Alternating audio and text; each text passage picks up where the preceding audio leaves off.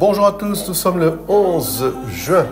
En cette journée, nous fêtons un grand saint, un grand apôtre aussi, Saint Barnabé, compagnon de route de la primitive Église, compagnon de route de Paul, compagnon aussi de sa propre route, puisque après avoir missionné avec Paul, ils se sépareront selon la volonté de Dieu pour que chacun puisse œuvrer là où le Seigneur, poussé par l'Esprit Saint, les envoyait.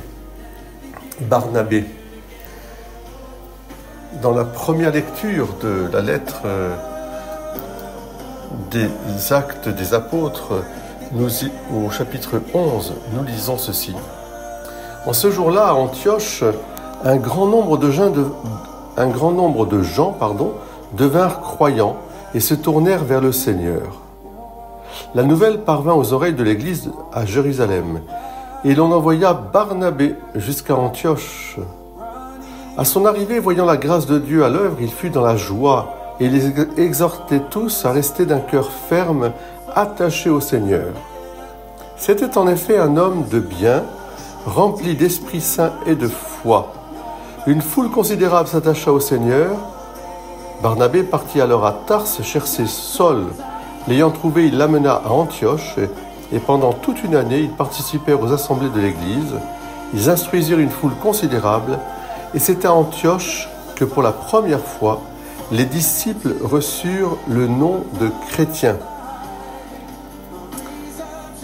Eh bien, je vous invite à considérer cette belle figure de Barnabé, qui a été tout au service de l'Église primitive et qui a su discerner aussi la vocation spéciale de Saul.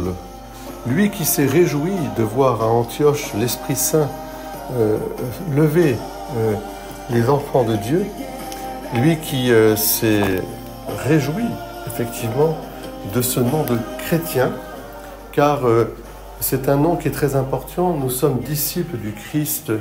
Nous ne sommes pas simplement disciples d'une religion. Nous sommes disciples d'une personne qu'on appelle Jésus-Christ, Fils de Dieu, Sauveur. Merci Saint Barnabé. Belle fête à vous tous. Beau mercredi du 11 juin.